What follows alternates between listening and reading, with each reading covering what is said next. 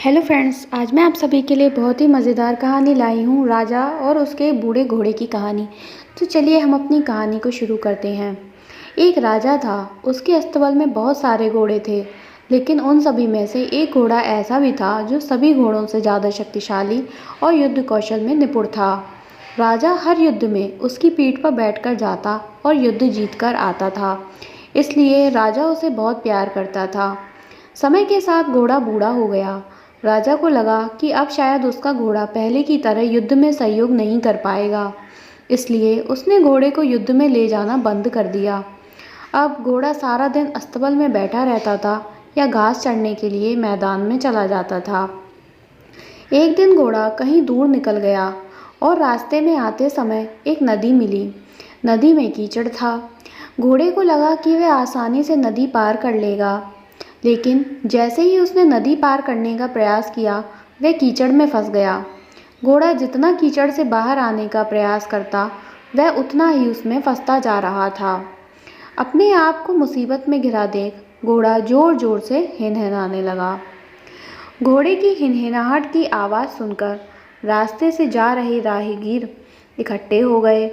उन सभी ने मिलकर घोड़े को कीचड़ से निकालने का प्रयास किया, किंतु वे सभी असफल रहे। लोगों ने घोड़े के मालिक का पता किया तो पता चला कि वह तो राजा का ही घोड़ा है।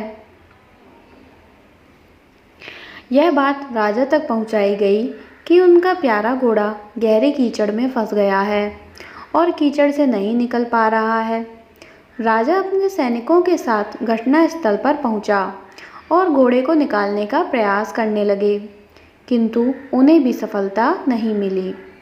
अब राजा भी बहुत परेशान हो गया। उसने अपने मंत्रियों को बुलाकर सलाह ली।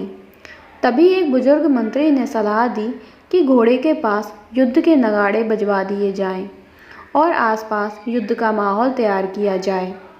राजा को बूढ़े मंत्री की सलाह अच्छी लगी और उसने वैसा ही किया। जैसे कि नगाड़े बजे, तलवारों और ढालों की आवाज़ गूंजी, वैसे ही बूढ़े घोड़े में मानो फिर से जवानी आ गई और मानो उसकी नसों में खून का संचार कई गुना बढ़ गया हो। वह धीरे धीरे उठ खड़ा हुआ और जोर से हिनहिनाते हुए चमत्कारी रूप से एक झटके में कीचड़ से बाहर निकल आया। राजा ने बूढ़े मंत्री से पूछा कि ये चमत्कार कैसे हुआ। तब मंत्री ने उत्तर दिया कि ये घोड़ा बूढ़ा जरूर हो गया है, लेकिन जब इससे काम नहीं लिया गया तो इसके अंदर का उत्साह और आत्मविश्वास खत्म हो गया था और आज फिर से वही माहौल मिला तो उसमें उत्साह का संचार हुआ और ताकत लौट आई है।